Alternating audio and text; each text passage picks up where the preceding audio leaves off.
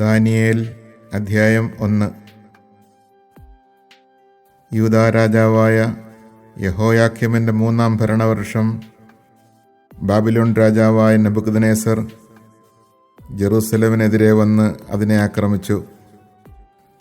കർത്താവ് യൂദാ രാജാവായ യഹോയാക്കീമിനെ അവനെ ഏൽപ്പിച്ചു കൊടുത്തു.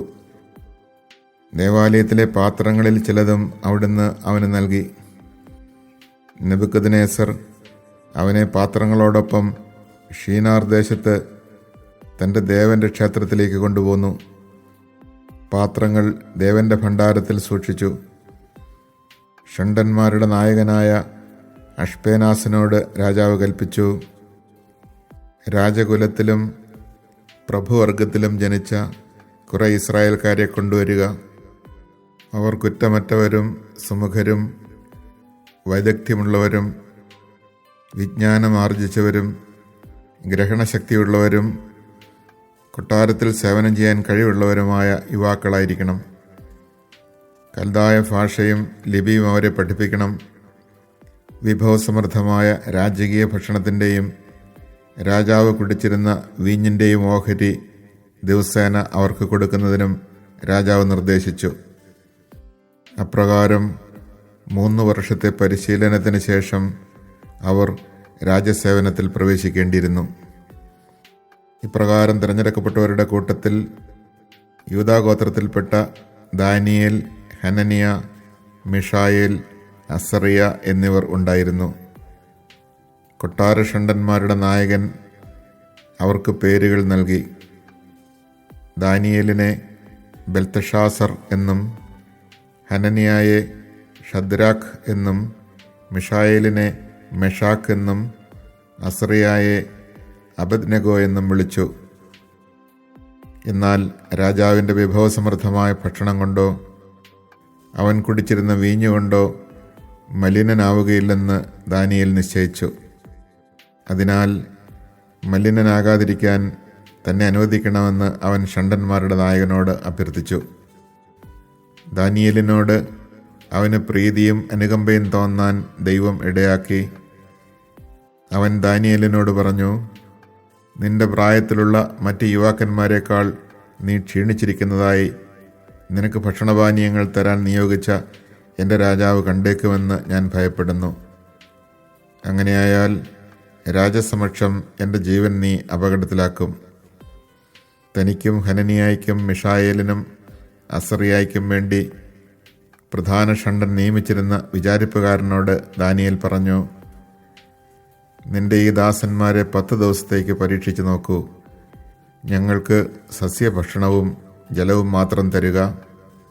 അതിനുശേഷം ഞങ്ങളുടെയും രാജകീയ ഭക്ഷണം കഴിക്കുന്ന യുവാക്കളുടെയും മുഖം നീ കാണുക.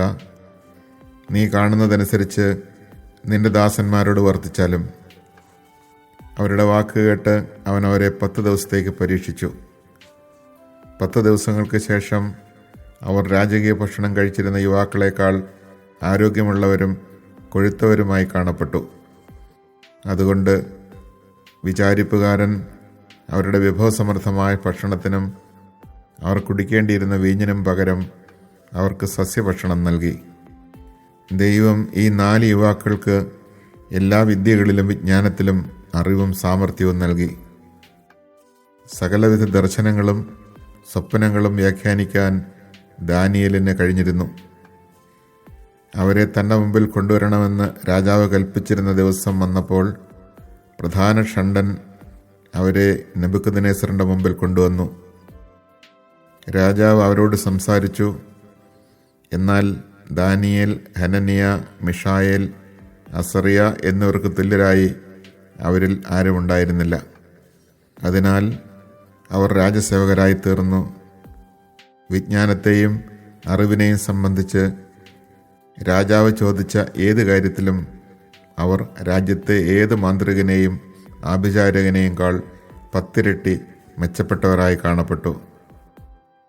സൈറസ് രാജാവിൻ്റെ 1-ാം ഭരണവർഷം വരെ ദാനിയേൽ അവിടെ കഴിഞ്ഞിരുന്നു.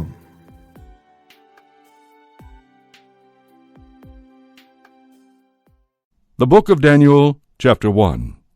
In the 3rd year of the reign of Jehoiakim, king of Judah, King Nebuchadnezzar of Babylon came and laid siege to Jerusalem. The Lord handed over to him Jehoiakim, king of Judah, and some of the vessels of the temple of God, which he carried off to the land of Shinar, and placed in the temple treasury of his God. The king told Ashpenaz, his chief chamberlain, to bring in some of the Israelites of royal blood and of the nobility, young men without any defect, handsome, intelligent, and wise, quick to learn, and prudent in judgment, such as could take their place in the king's palace.